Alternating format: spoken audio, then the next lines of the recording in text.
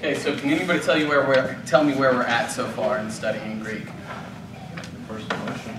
We're in the first declension. Good. We've covered the present and the future verbs.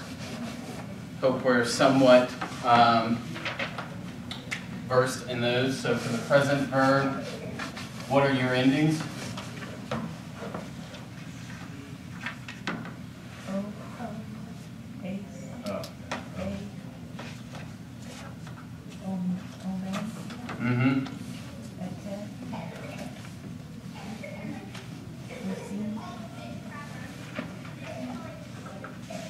Okay. O, ace, a, min, te, usen. And what was our feature of the future verb? Plus a sigma, right? So this was stem plus sigma plus ending. Good. And then we have, what now? We've also covered the second declension.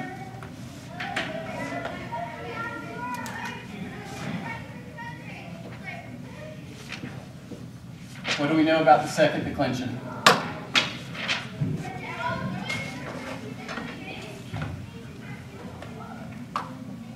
Anyway, before we get started. Start listing the endings?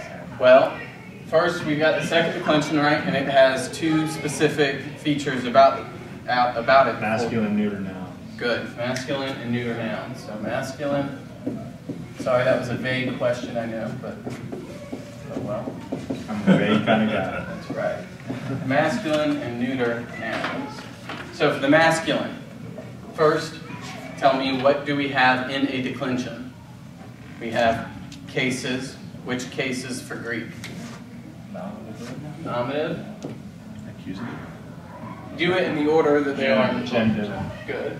Dative. Dative and accusative. This is repeat information, I know, but I'm trying to drill it. So what are the function of cases? We also have the blockative.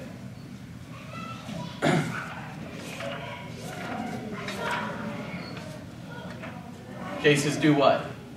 Tell the function of the noun. Tell the function of the noun or the adjective or whatever we're dealing with in a sentence. So, what is the function of the nominative? Subject. Subject mainly. Function of the genitive? Possessive. Possessive or descriptor, anything along those lines. The dative? Indirect object. Excellent. The accusative? Direct object. Direct object. And the vocative? Interjection. Interjection, exclamatory. Good. All right. Now, the endings for our masculine singular. Let's go. Os. Os. Good. Ooh. One person each. Let's go. Os. Ooh. Oh. Oh. With. Good. Accusative. On. Woo. Vocative. Eh. What is unique about this? Well, it's unique. It's the only unique form that we have for the vocative in all three, in the first and the second declension. Plural. Oi. Oi. Oi. Genitive plural. Own. What's unique about own? It's the same in all. Yep, it's the same in the first and the second declension for masculine, feminine, and neuter nouns. Dative plural. Ois. Ois. Accusative plural. Us. Vocative. Oi. About the neuter now. What did I teach you about the neuter? You can form the neuter with the masculine because it is virtually the same in the whole declension with the exception of the nominative and the accusative. Right? So what's the nominative form, singular?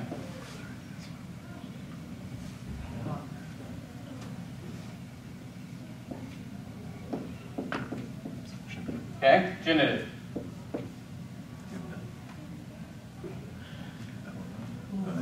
Ooh. Dative. Ooh. Accusative.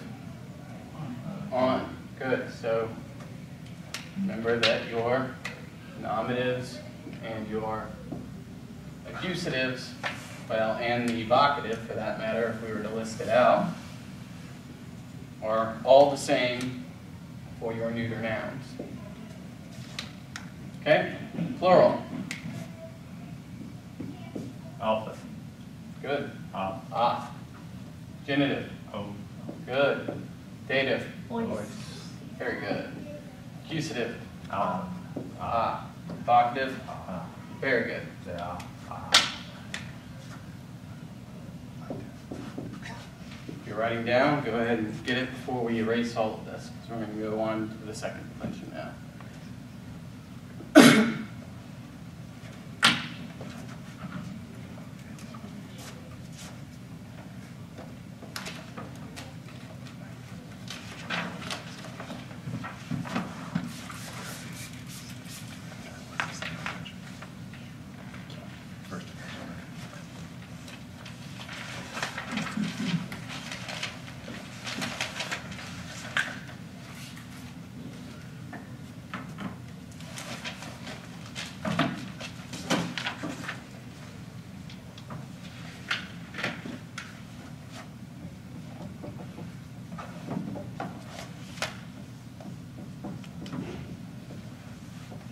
Okay, what do we know about the first declension?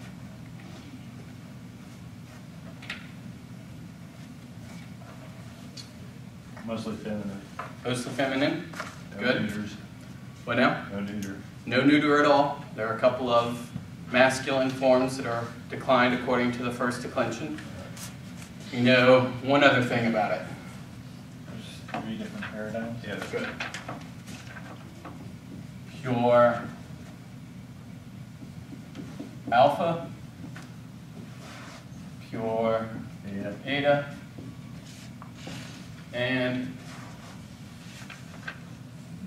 mixed.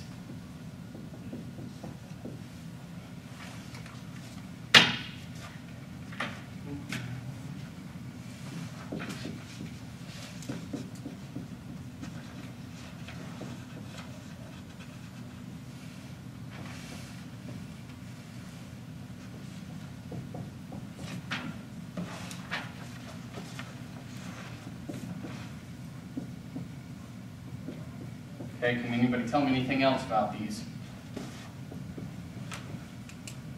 Without looking at that fancy little handout I gave you.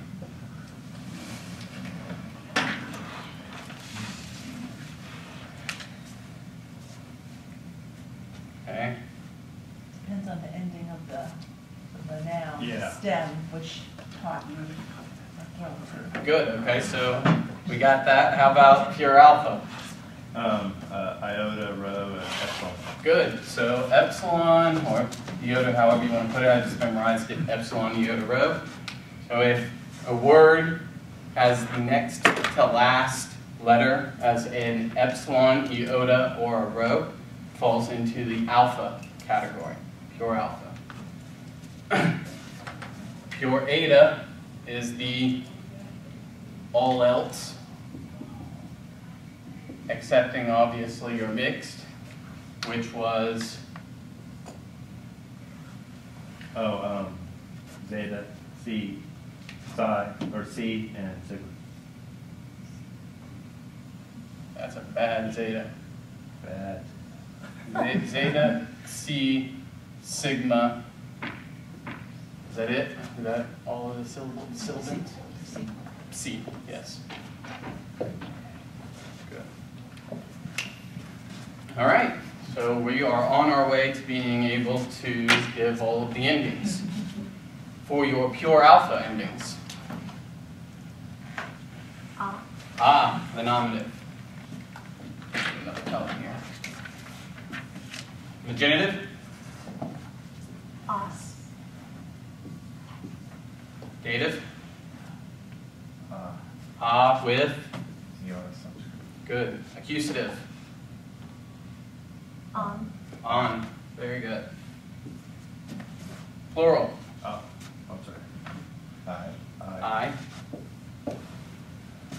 Genitive? Oh. Yeah, it's the same. Dative? Ace. Ice. Ice.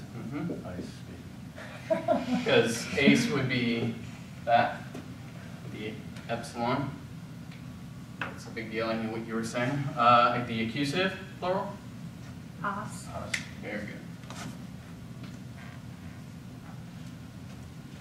What is unique about the plural endings? They're all the same. They're all the same throughout the paradigm, right? So I, own, ice, os. I, own, ice, os.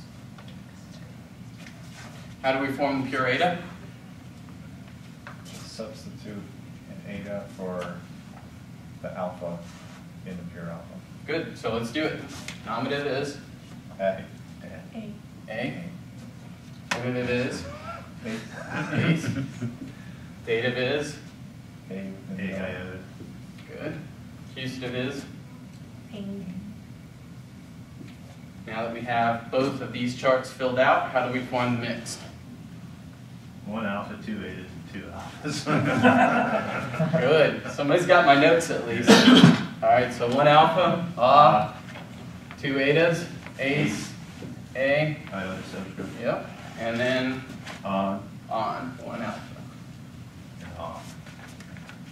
Okay, how easy that was? Oh, you're looking at the handouts? Yeah. So that is our first declension minus your masculine nouns. How do you form the masculine nouns of the first declension? There's a little note at the bottom of that handout. Yeah, The nominative becomes os or ace, and the genitive is always oo. yep. Okay, so it's the exact same. It's that easy. You determine whether it's the pure alpha type or the eta type based upon your endings. And then all you have to do is substitute oo Right. I didn't fill that part. Got it. for your genitive singular. Suzanne. And why would that be? Because you're going to have duplicates and you won't know what the case is. Mm-hmm. Exactly. That's it. We'll get rid of this. And now,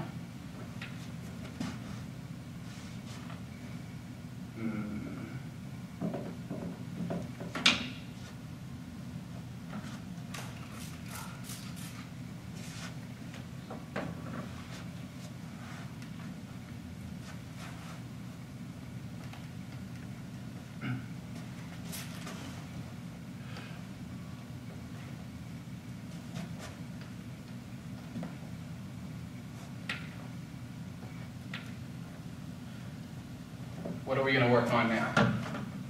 Ideas? Direct to article. Definite article, right? So,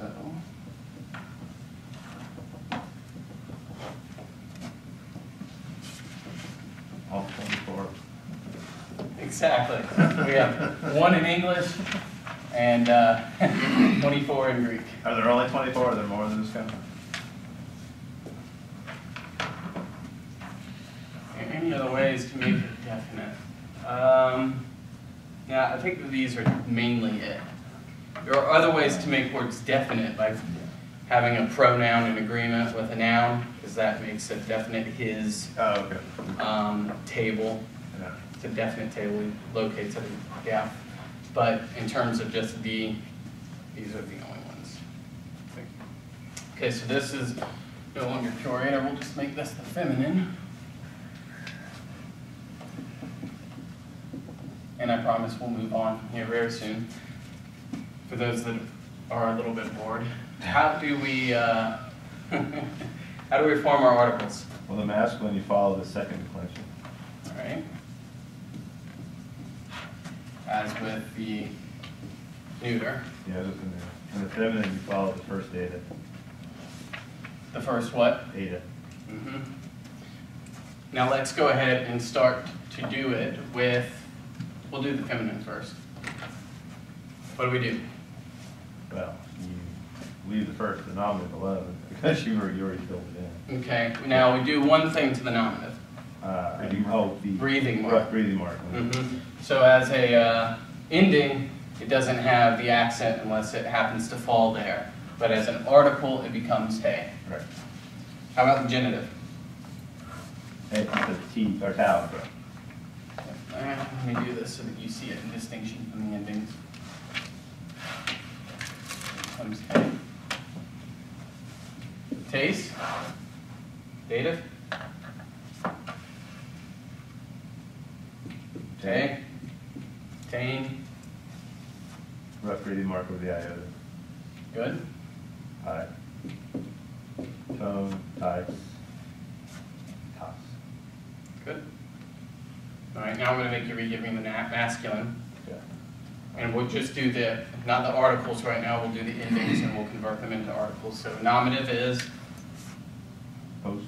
us. Genitive is Ooh. oo. Dative is Oh, iota. accusative. On. Plural. Hoi. Tone. Voice. Come on, class, everybody knows this. Who's. All right, now what do we do? Decorating. A rough breathing mark. Oh, get rid of the S. On, All right, good. We get rid of the sigma and then give a rough breathing mark. And for the rest of them, T, tau. A rough breathing mark. neuter. Who, oh, on, and off. Oh, voice, and off. Good. All right, now what do we do here? Well, you get rid of the new off the nominative, it becomes toe, the rough breathing, the accent.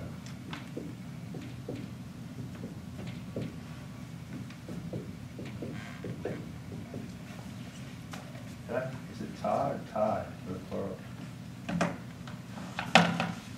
For which one? Nominative new.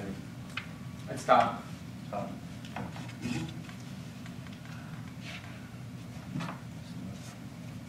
So that easy. Once you get the endings down, you've got the your articles, and you'll have your adjectives for next week down as well. Fun? No, that's That's a a yes. word. Unfun. Fun is not a word. Set off the alarm. All right, so that was mainly what we covered last week.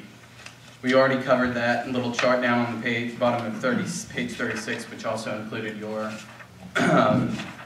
masculine of the first declension, which we did not touch on last week. The only thing that was left in this chapter to cover were prepositions. The prepositions, we have them in English, obviously. Things like in, into, towards, under, above, from, etc. I thought Sarah was laughing. Nice.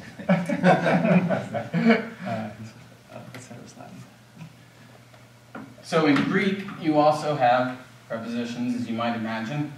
The frustrating thing about prepositions in Greek is that certain prepositions go with certain cases. Some prepositions can have multiple cases that go with it, and depending upon which case is associated with preposition, determines the meaning. It's a little more complicated than it does in English, where you just take the straightforward meaning of a preposition, though even in English, prepositions can have multiple meanings for themselves or senses to them. The good news is that the prepositions that are introduced in this chapter only go with one case. So if you look on the bottom of page 37, The first preposition that we have is apa, and it always takes the genitive case. So you'll see it in your vocabulary as apa plus the genitive. It means away from, of, or from.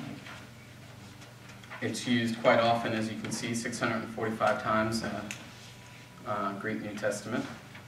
On the following page you have ace, and that's plus the accusative. If you're composing in Greek, you need to make sure you have your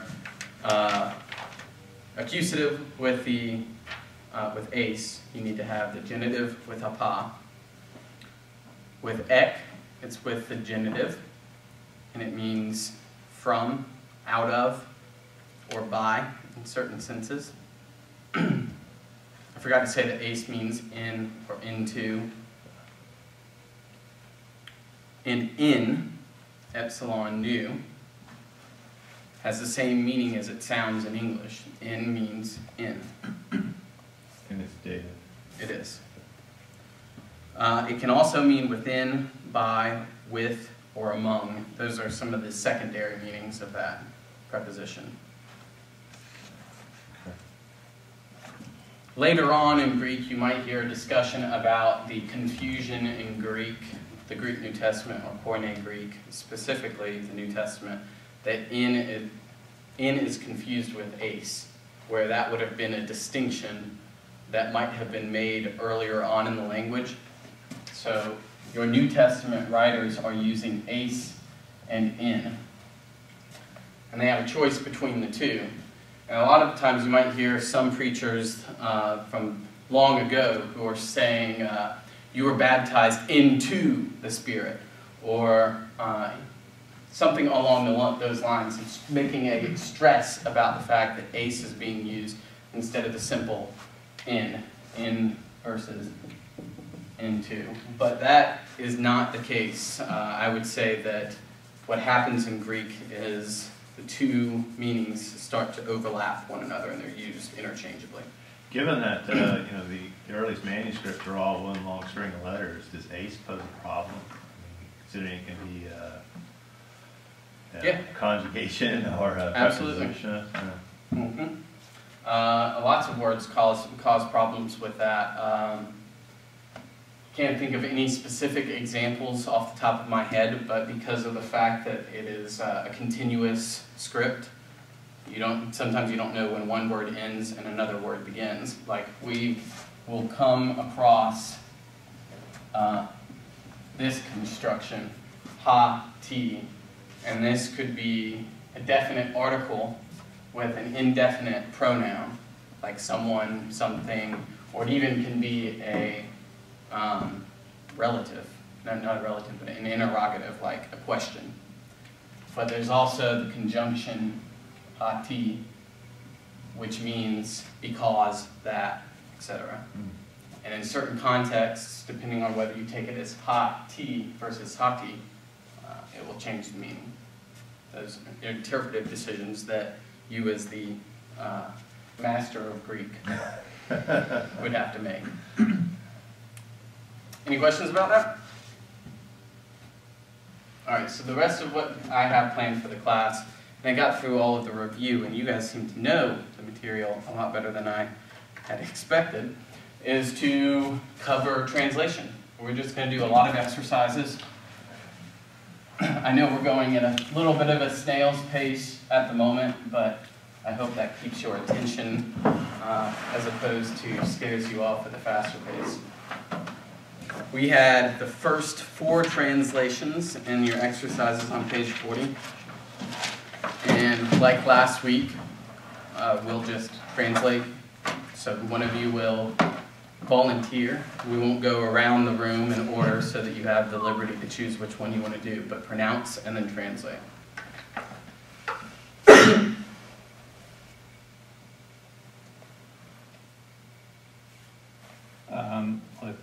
Luo ton dilon ente ecclesia. Good.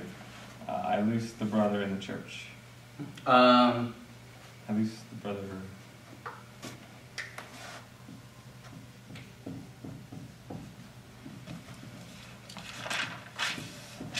Oh, the servant. Yep, Oops.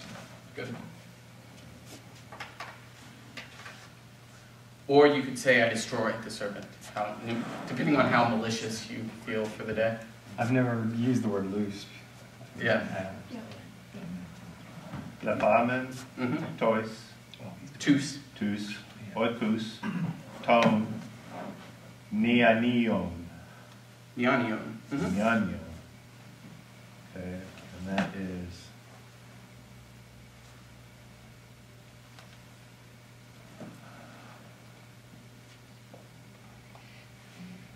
they see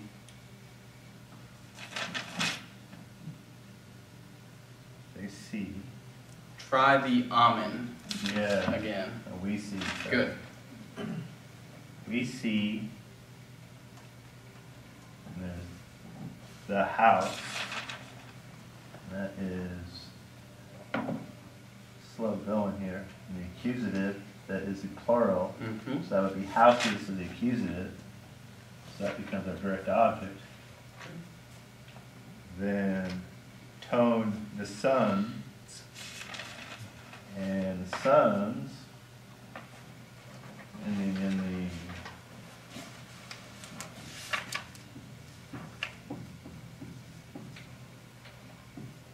genitive of sons. What's that? Mm-hmm. It's close. So we see, you said we see the houses of the sons. Yeah. But huios or huion, which would be what it would be in this context, would be sons. But neanion or neania is Oh, young men, I'm sorry. Yes. Young men. Yes. So then the phrase, So the translation for the whole thing would be, we see the houses of the young men. okay. Mhm.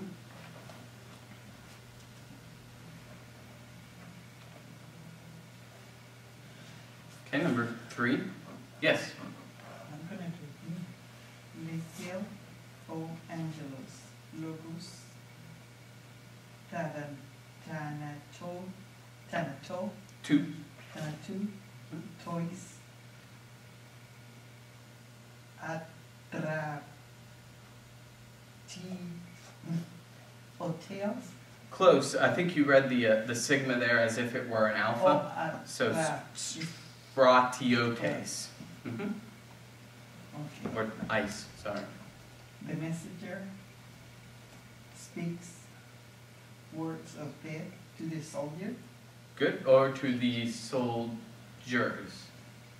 It's plural. Many. Mm-hmm. Ice.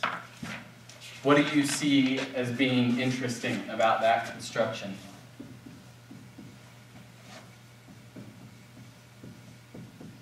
Two soldiers, yeah. Is tus?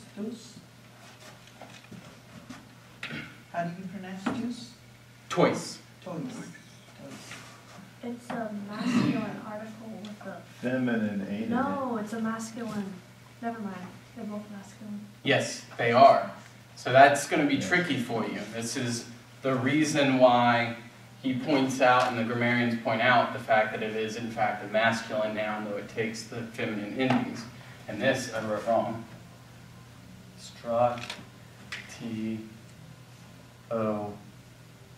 Sorry. The reason is we have to have agreement between the definite article and the noun that it accompanies.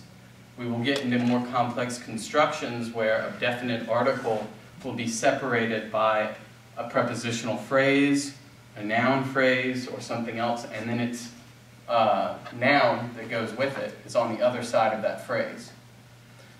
So it's important to notice that this is a masculine noun, and it actually is in agreement with the definite article. What's the lexical form of stratiates? Stratiote. Stratiote.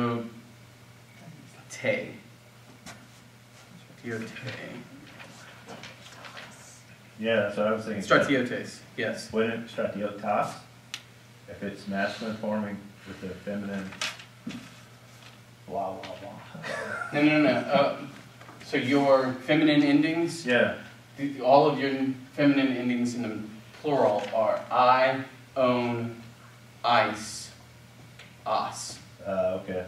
So, Okay, yeah, definitely plural, but is the lexical form stratiota, what now? stratiota. The lexical form is stratiotes, which is why they have to change the genitive Okay, into an oo, because if they Okay, didn't, right. it would be the same form.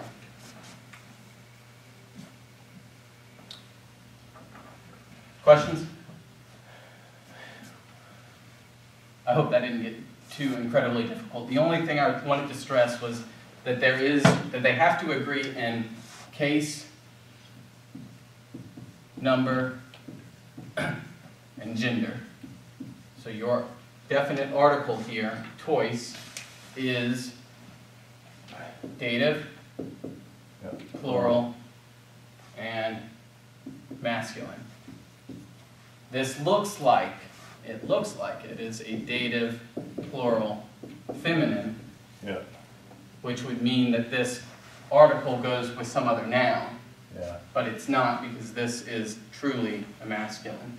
So it is in agreement. Yeah. And I know that doesn't matter to you now, but it will later.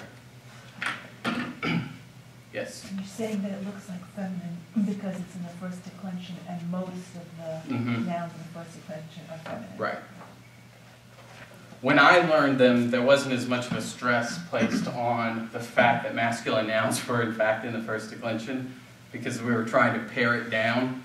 But since you know, and I've stressed that for you, you know that masculine nouns are in there, so it doesn't come as much of a shock. But for a while there, I had to constantly acclimate myself to the fact that mathetes, prophetes, stratiotes are all masculine nouns. So that mismatch there, because of the way I learned, we learned the masculine first, I learned the feminine first, and thought that most all nouns were in the first declension were feminine. I don't think that there's as much of a mismatch for you. Number 4 now. Go for it. Okay, all right, Scott.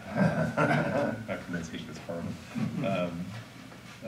Correct what you need to here, Jacob. Will do. Hoi, what? Mm-hmm.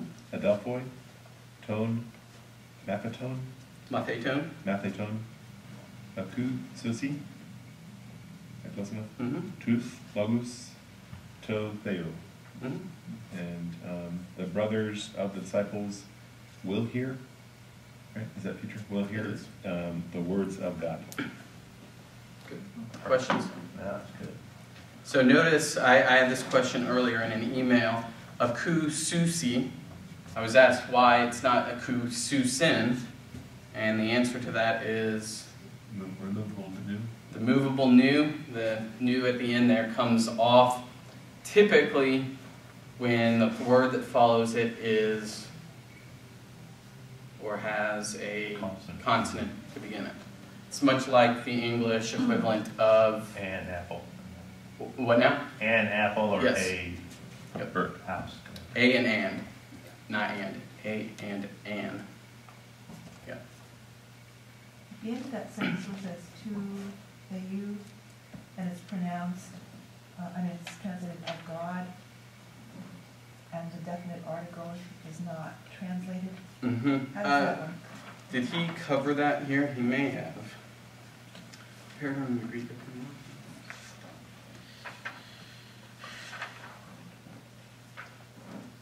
He doesn't. He does not cover. He talks about right above the 41 vocabulary paragraph, just about the combination. Maybe that's more about prepositions. So. That is about prepositions, and that's important to note. So while we're on that topic, thank you for pointing that out. When you have a preposition followed by a case or a definite article, sometimes neither of those are translated. So if I have apa plus a genitive, I don't need to translate from, of, whatever. You just take the meaning of Okay. the preposition and that's all you translate. In terms of the definite article with theos, theos is an abstract noun, much like love and a number of other ones in the Greek and in the English. We don't typically say, I have the love for you. But you would see that in Greek often. Same with God. You'll have the definite article with God when it doesn't necessarily signify the God versus other gods. We make that distinction in English. Yeah. And vice versa, right? Like John 1:1. No. It's been brought up a number of times, and I don't want to go into the definite article rules I yet. tried to tease that last week. Yeah. He wouldn't budge, huh? Same thing. He's tough, he's tough. Yeah. Good. So when we say the Lord, I mean, we know we mean Mhm. God in heaven. Right. Too much disconnect or disconsonant. We do, but only in certain contexts would that have that This connotation. is more common. For God, for theos in particular, it is an abstract noun and it does not always translate into English for our idiomatic sense.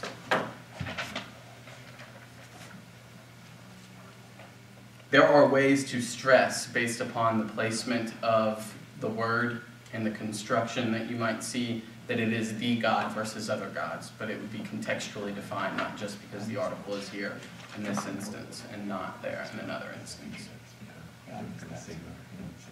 Questions about 1 through 4? Now we're going to get into a little uncharted water and go to 5. I'll take 5. All right? Bear with me. Wow.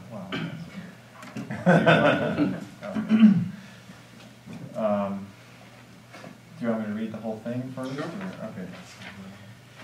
Grapse, ho, apostolos,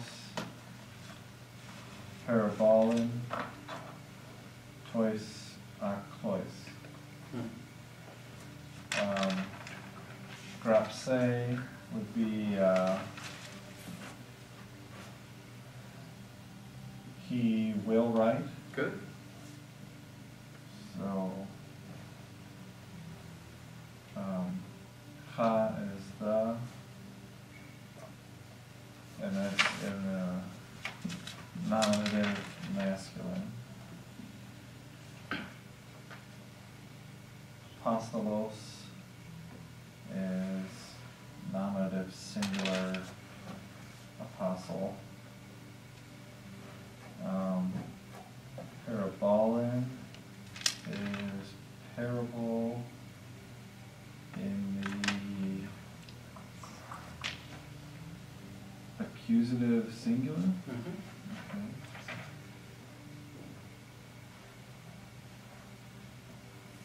Tois is the in the dative neuter.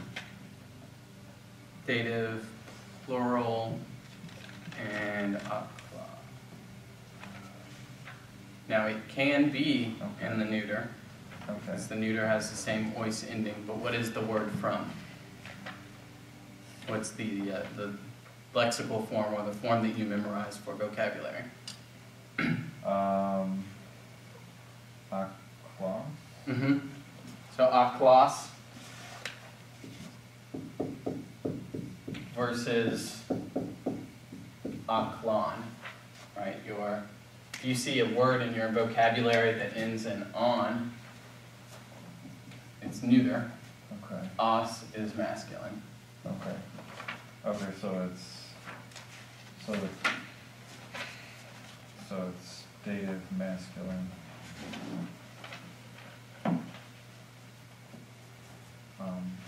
Okay. So you look at the toys, that would tease out what gender it was, right? So toys can be either the neuter or the masculine, but you'd have to go to the noun and remember from the vocabulary. Yeah. In this instance, it's not going to affect translation, but it will become more important when we get to adjectives. To know which adjective goes with which noun. With which noun, and if you have certain adjectives, like abstract ones, poor, for instance, can be substantized. And you can put it in the feminine for the poor women or the poor men for the masculine. So I guess we have, the apostle will write,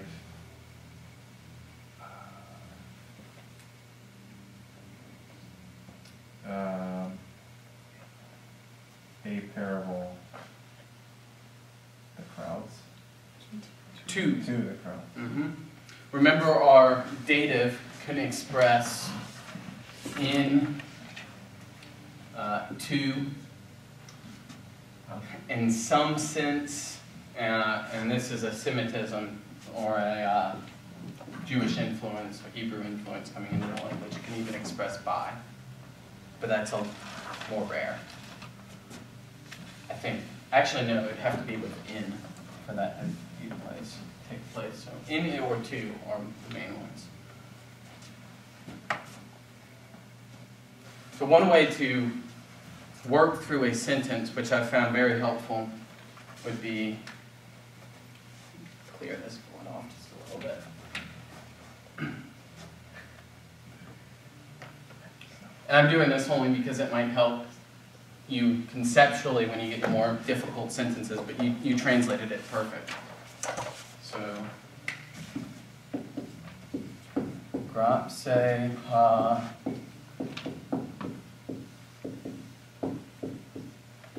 apostolos verbaling.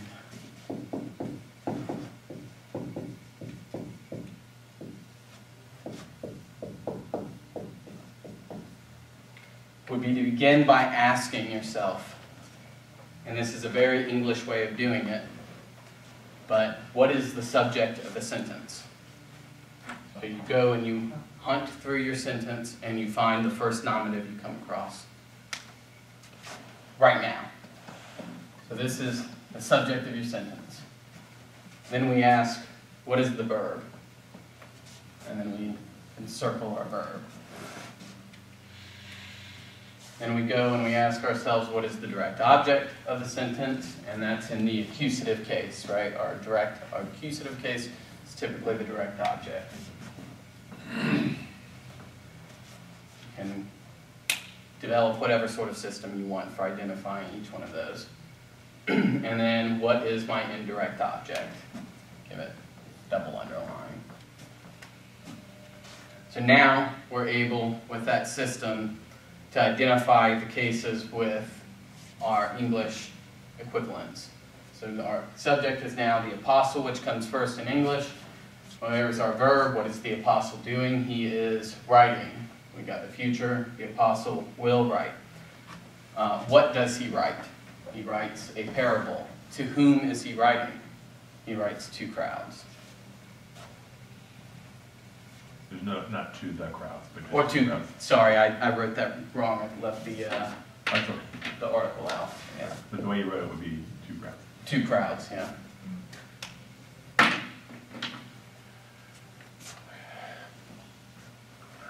We good? All right. Good job, Dan. Number 6. In a few minutes, we'll take a break. Dan, your turn. Agapein kai Sophian kai Charan Echusen hoi huioi ton apostolon. The sons have both love and wisdom and joy of the apostles. Okay. Very close. Can you identify before I do so what might Yeah, have the been? kai isn't before the love, Mm-hmm. but it is still in the accusative case. Mm-hmm. You got all that right. It's not a kai construction like you saw earlier, a both and, because this is just a string like we would see in English. It's just a list of different items, so love and wisdom and joy. You got that right. There's one Your last other word. thing. Your last 2 words. Apostolon. And, uh, 'Cause Yep. So the sons of the apostles. Good. Now, Greek is very, very flexible in its word order, but typically you will have all of your modifiers with the noun that it modifies. It's not going to jump from before the verb to, it's not going to do that unless, I mean, the verb kind of is a defining mark, so anything that's before the verb is going to go with those things. But yeah, the sons of the apostles have love and wisdom and joy. Good. We'll take a break. We do it much later than the second half of the class. That was a toughie. 4 and 5 staring. Yeah, I'll do 7.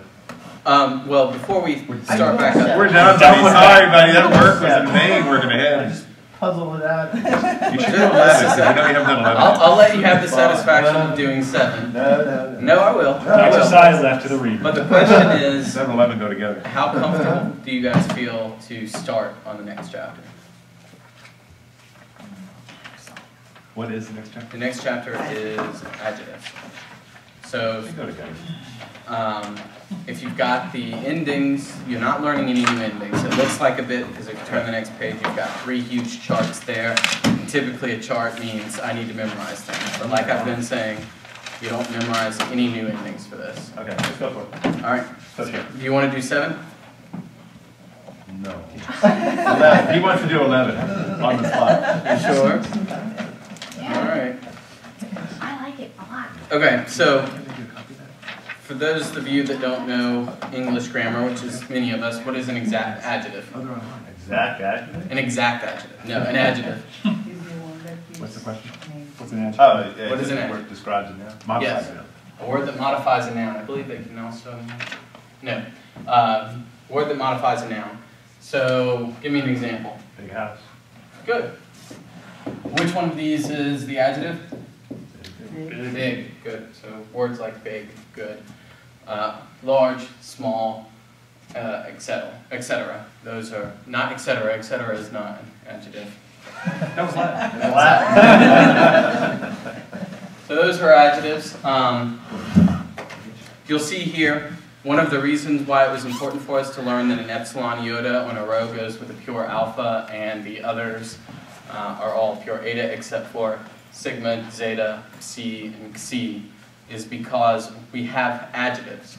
Adjectives are going to be listed for you if you look in your vocabulary under the masculine nominative singular.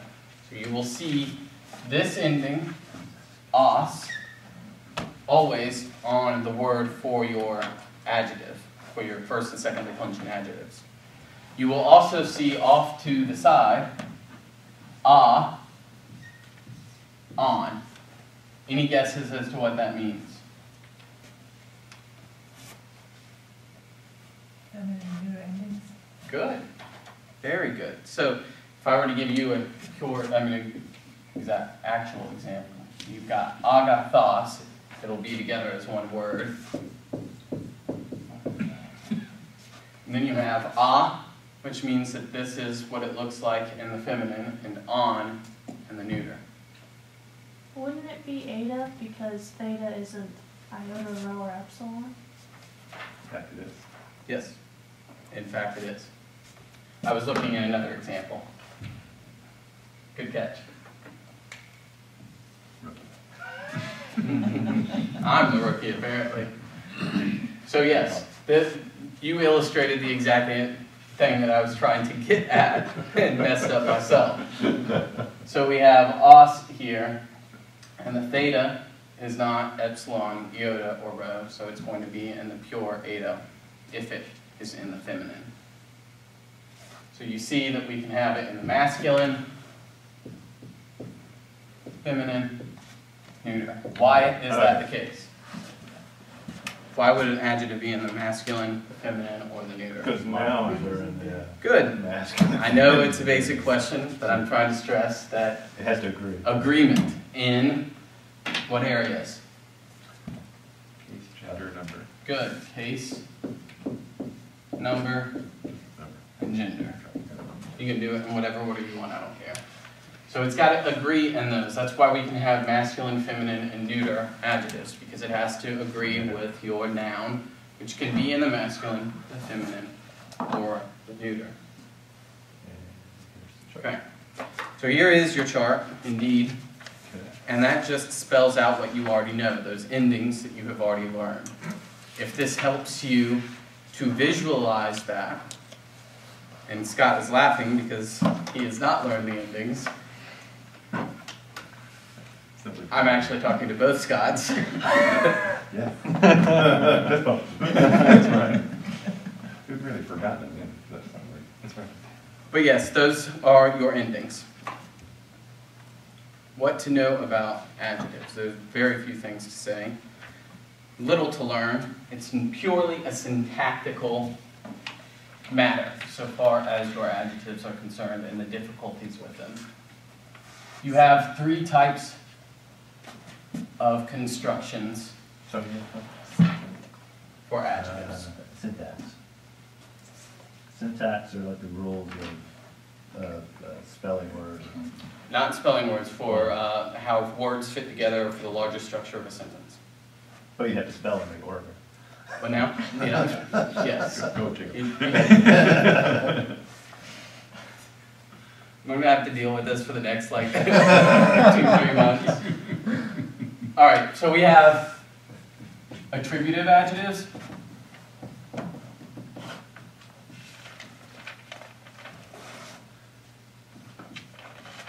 Predicate adjectives.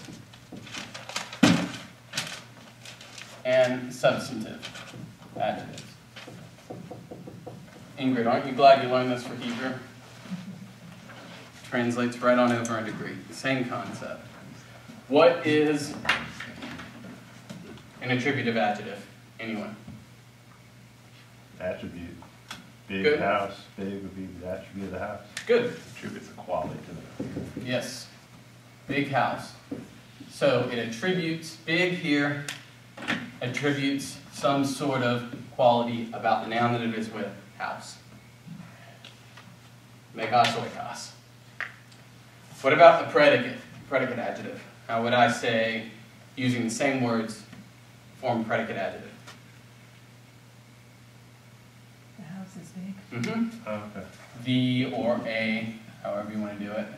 House is big. That's the to be verb always, or just sometimes? It is always.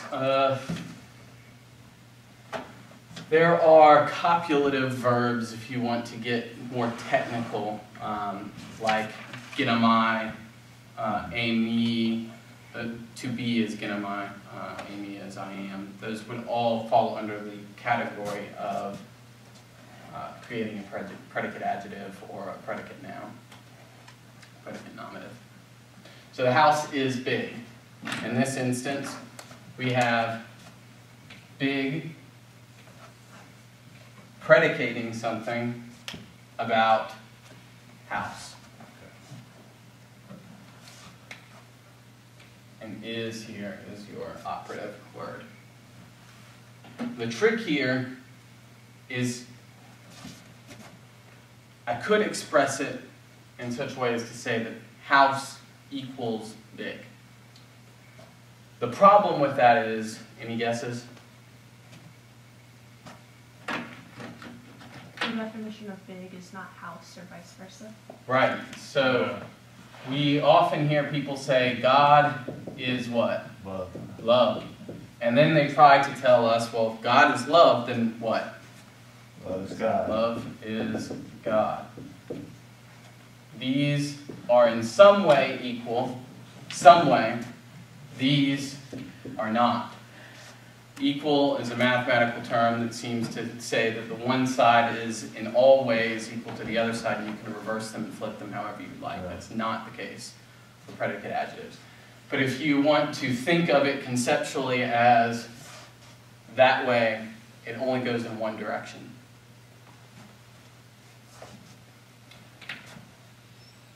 Any guesses about substantive? Now this is a little more of a difficult category because we don't think of it as much in English. And you can't use those words. Couldn't? Okay.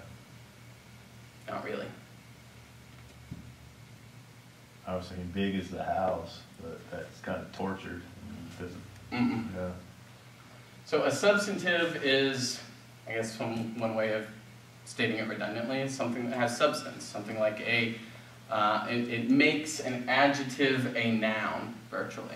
In English, we say something along the lines of, A copper penny? mm-mm.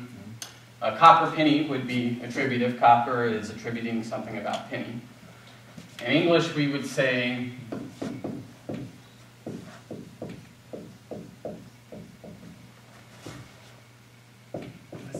Hungry. Oh. That's our- See, you gotta spell it right the first time. the poor. Have you guys not gotten used to the fact that I can't spell when I'm up at this board? It is a notorious problem. Okay, so the poor are hungry. And we think, because of the fact that if you look in the dictionary, it's going to list poor and it's going to say either a noun or an adjective. It can be used in both ways. In Greek, poor is going to be an adjective that can be used substantively. It can just be used with an article or alone, and it take on the qualities of a noun. It substantives it. That's like a gerund in English. Mhm. Somewhat. Right. So the poor are hungry would be an example. Not this part. Just this part Okay. is the substantive. Here we would really have a substantival adjective plus a predicate construction, if you were to include the second half there. But Yeah. this principle is more important to know because of the fact that, so you've got the word agathos, and that will be in your vocabulary. This means good. So I could say here, in English, the good men.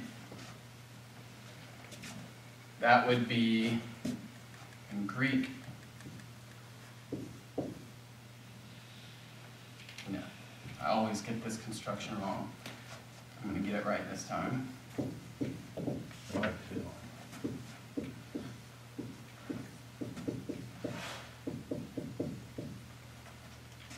The good men. This would be the men, the good, the man. Or said I was going to get it right. Still can't. The good men. Okay. The men are good.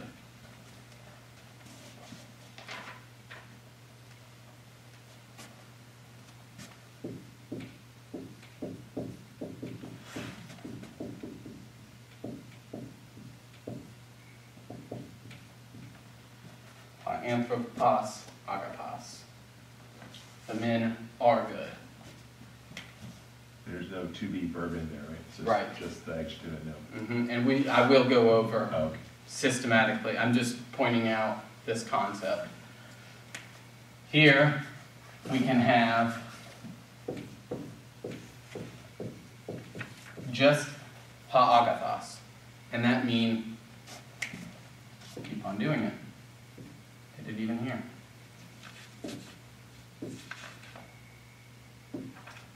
The alcohol content, no Thanks for that. Hoi agathoi, the good men. That alone can mean the good men because it is in the, Substantive? it's a substantive and it is also masculine. Now if I did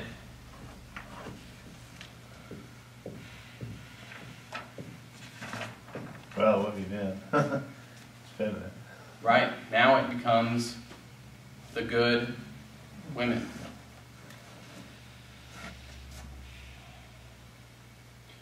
This is the default, which would mean that we could translate it either the good men or the good ones.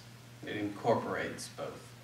But this is not default. This is marking it off as being feminine because he's gone from the default case, the gender masculine, to an undefault gender feminine to signal it's a group of women, the good women. All right, That was just to communicate 3 types of adjectives. Okay, that may be a silly question, but that's not standing alone if you read it in the Greek. No, I got the way, you wouldn't.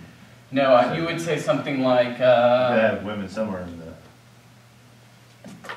gotta get a goon in or something.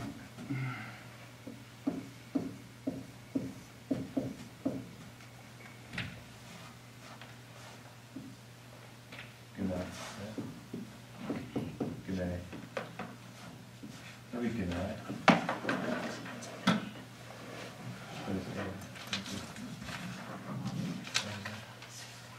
no, you do not need to have gunaikos,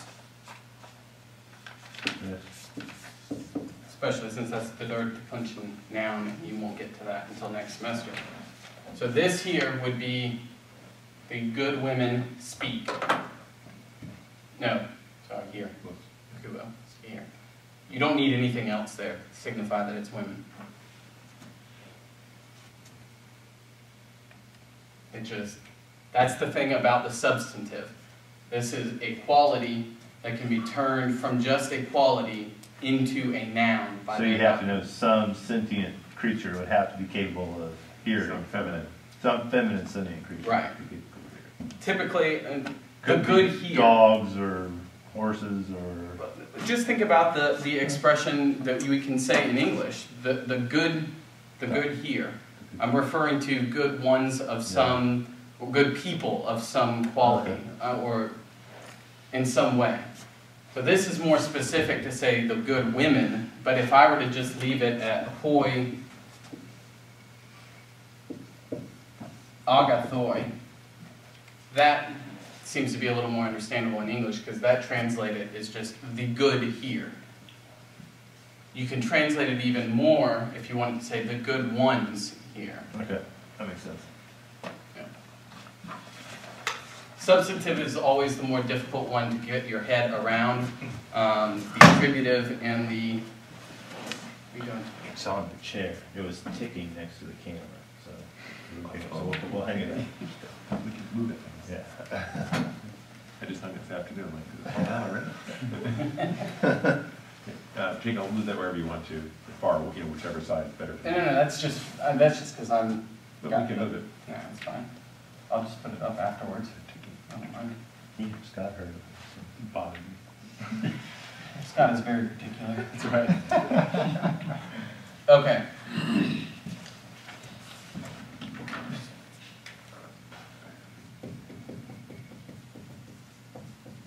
How do you tell the difference between the attributive, the predicate, and the substantive?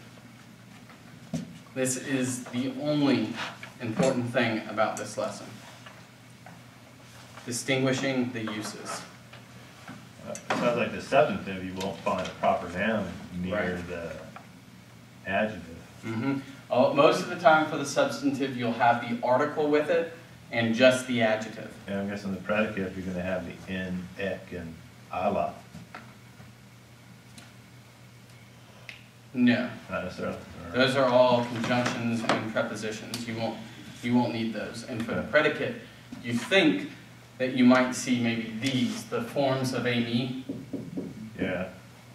And you can, that's one way to express a predicate adjective. I am good. But Greek is a little more complex than that. You can do away with the to be verb or the copulative verb and just signal it with the way that the articles interact with the nouns and the adjectives. So on page 45, to get a clearer look at it.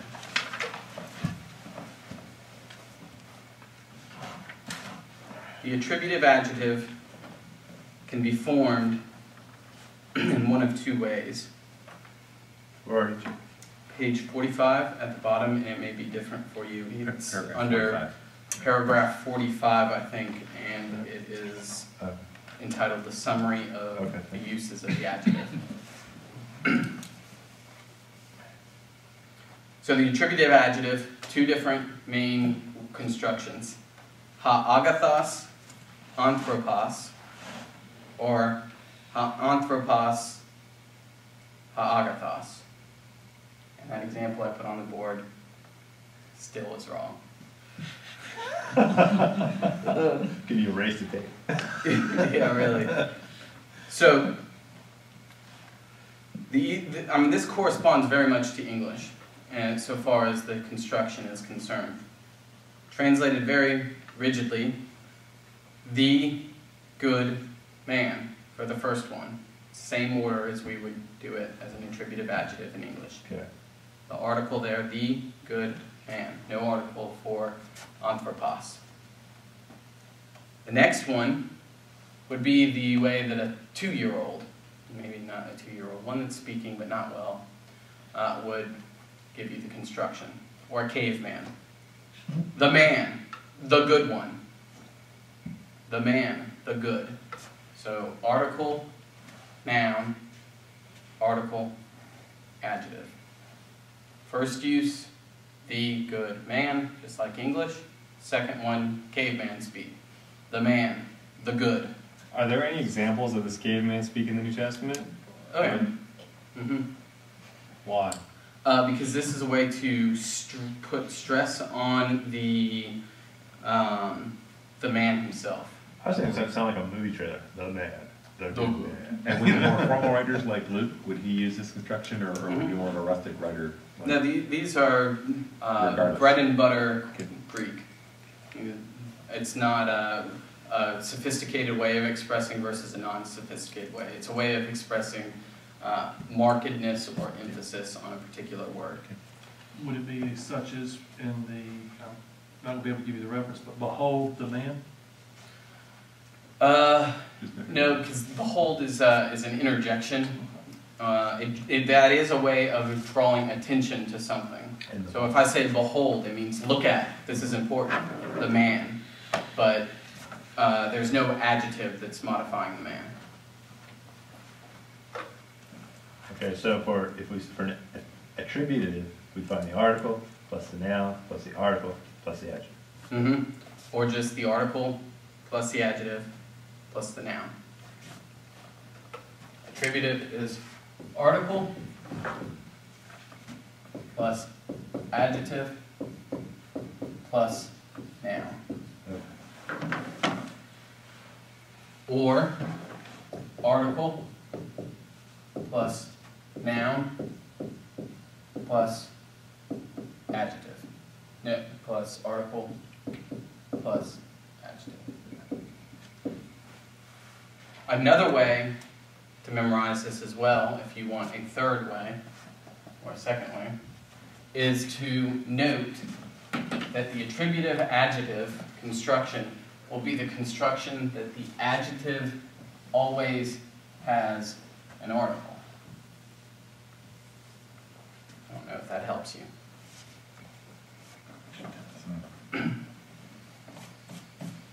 You'll notice in the next construction that the article is with the noun and not the adjective. So 2 ways to remember it. The first is normal English construction, the good man, or caveman is the extra option, which is the man, the good. Second option of memorizing it is the article will be with the adjective.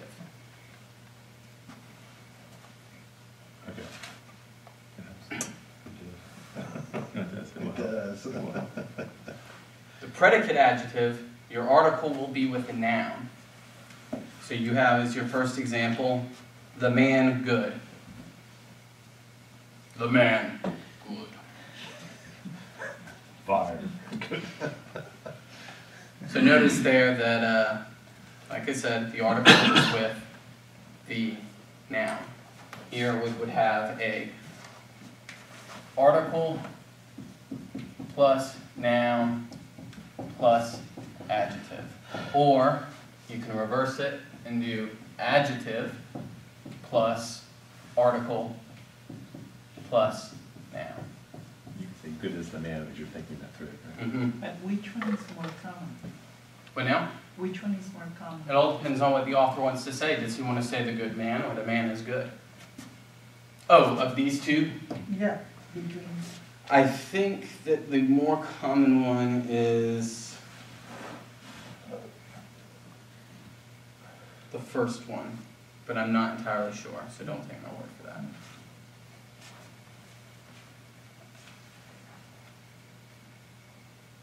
We are very quickly approaching time. Next page is the substantive.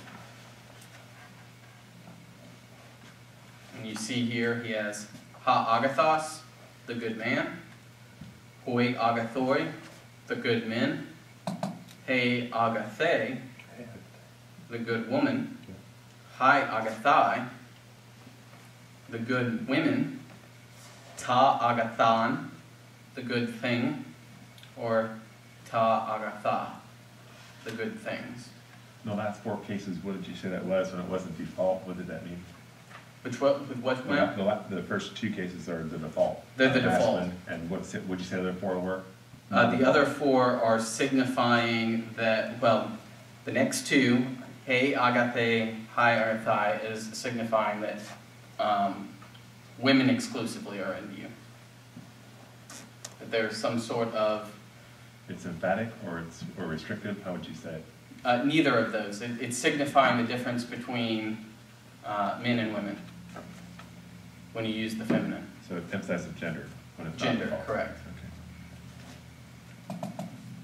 The default one can even emphasize gender. It can be exclusively, like for the singular there, ha agathos, a man is in view, but hoi agathoi, masculine is the default gender, so that can include both men and women into the group of the good ones. Like mankind. Mm-hmm. Just like English. Or man. And the good things are exclusively, non-gender oriented things in English. So those are your constructions. And I think we have a few more minutes, not very many, but I want to do at least an exercise or 2, and I will walk you through it so that you have an idea. Before you erase those, Yes. I know you already sprayed it, so it might leak down. But, just a quick question. Yes. You said a good way to memorize this is for the attributive, the article goes with the adjective. Mm-hmm. For the predicate, the article goes with the noun. Yeah, but as soon as you get over here, the article is with the adjective. But yeah, but it's those are going to be without a noun. yeah. Mm-hmm. Well, in that second example under the attributive, you have an article with a noun as well. Mm-hmm. So if the article's with the adjective, that like supersedes or Yes. okay. According to my simplified rule, which I know that is that's the exception. So the way I like to put it is, if the article has an adjective, it is going to be attributive. Oh. If the adjective does not have an article, it will be predicate. Okay. So that would probably be a better way of putting it than to say that if the article is on the noun, then it's going to be a predicate. Okay. Because there is an instance where the article can be on the noun. Say that again one more time slower. So notice how your article can be on both the noun and the adjective here. So I can't say that the article is, if the article is on the noun, then it's predicate, because there's an instance here. Right. So the better way of putting it would be to say, if the article is on the adjective, it is attributive. Okay. If there is no article on the adjective, it is predicate. Makes sense. That messes no. Article with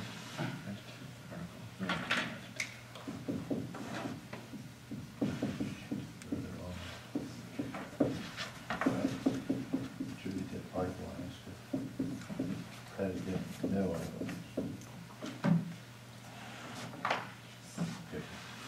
I don't. Thank you for pointing that out. Yeah.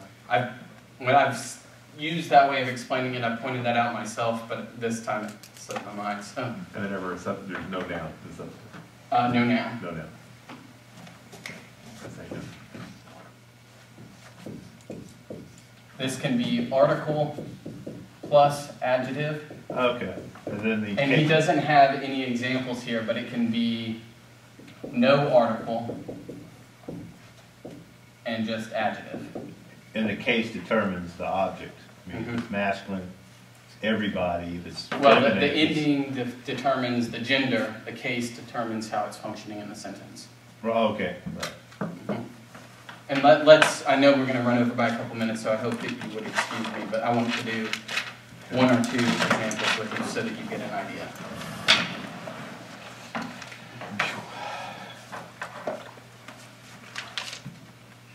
They're gonna be on the board, I guess.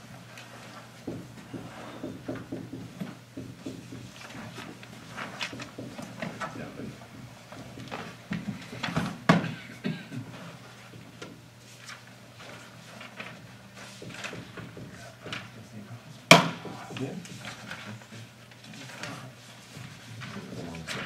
All right, the first one we have here is agapetos,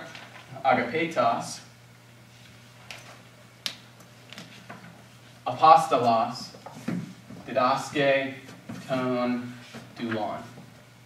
We should know all of the words except for agapetos. Anyone want to take a guess at agapetos?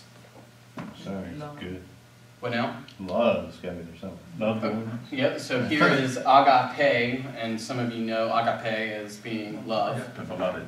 Yes, so this is the noun form of love. Agape is your adjective, and agapetos is beloved. Well, they're both adjectives, I'm sorry.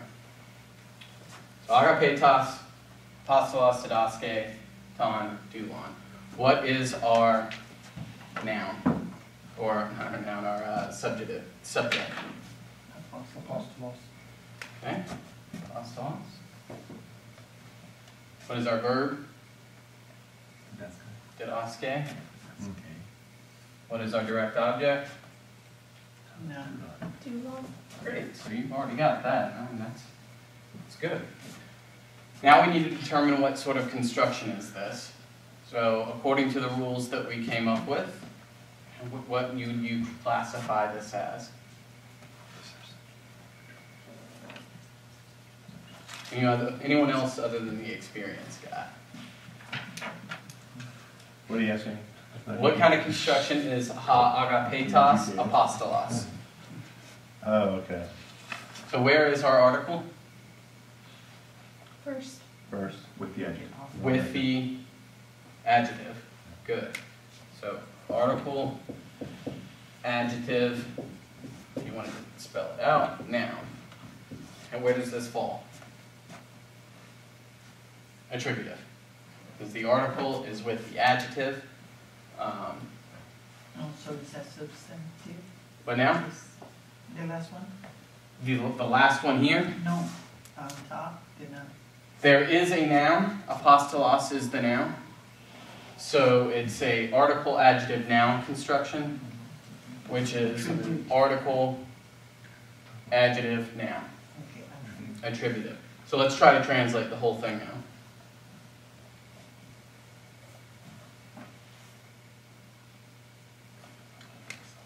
The beloved apostle teaches the slave. Good. Make sense? All right, let's try another one. I won't write it out on the board so that we can speed this up. Next one is 2. Hey, ecclesia, agathe. We learned agathos, that's the example I've been giving you, so that means good. Okay, now where is our article? The noun. With the noun. Is there an article with the adjective? No. No, so what construction is that? Predicate. Predicate. How would we translate that? The church the is love good. of the church, What now? the love of the church. Mm-hmm. Agathos is good, and it's a predicate construction, so it's the church is good. Oh, One more, and then we'll wrap it up. So number 3, Lebusin, What's there? hi, mathetai, to snekrus. What's necrus? Necrus is, any guesses? Dead. Dead.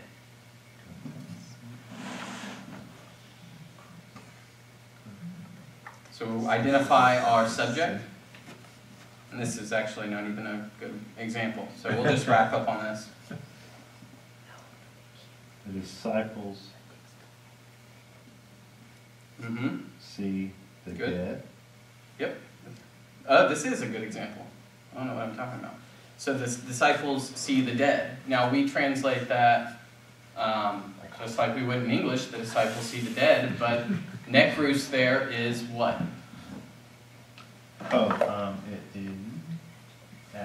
It is an adjective, It and it's is- got no noun, right? Right, so it's the accusative, so it's the direct object. Mhm. Yep, but it is Yeah. also, in terms of the adjectival constructions, is it attributive, predicate, or substantive? Substantive. Substantive. So we could say idiomatically in English, the disciples see the dead, or we could stress the fact that we know that it is the substantive and say the disciples see the dead once. Good. Either way is fine. Mm-hmm. Either way is perfectly fine, because in English the noun functions as, the adjective functions as both a noun and an adjective. Okay. Dead does, that is. Is there a way to indicate different tenses in the predicate adjective use? Tenses, no. Okay, Mm, without an ID, right. So you would have to use a verb. a future or imperfect verbs. or a Yeah, that one aorist could not without, yeah, okay. form of the copulative in order to indicate that. Mm-hmm. Any other questions? Oh, you have to flip stuff. It's all flooding back in, but it's all flooding back. So I know that this is stressful because it gets a little complex in terms of syntax, Okay. but you didn't have to memorize any endings this week. Just the simple rules: if an article on the adjective, attributive; if no article on the adjective, predicate; no noun, substantive. 3 sentences, hopefully will get you. You just need to know how to apply them. Great. And your homework. Almost forgot about that. I feel this is unfair to you because we've just covered 2 lessons without you doing anything in chapter 2 except for the first 4. I think we've sufficiently covered chapter 6. It's just that we need the exercises. Make sure you're up to date on your vocabulary. Your homework is to learn the vocabulary for chapter 6 and whatever vocabulary you didn't learn for chapter 5. Also, we've done the first 3 translations, so do 4 through 10. I gave you more than most weeks because what he covered in the previous chapter that we didn't do all of those exercises for, you're going to have the same vocabulary, you'll just have new vocabulary, but in terms of syntax, you haven't learned anything new.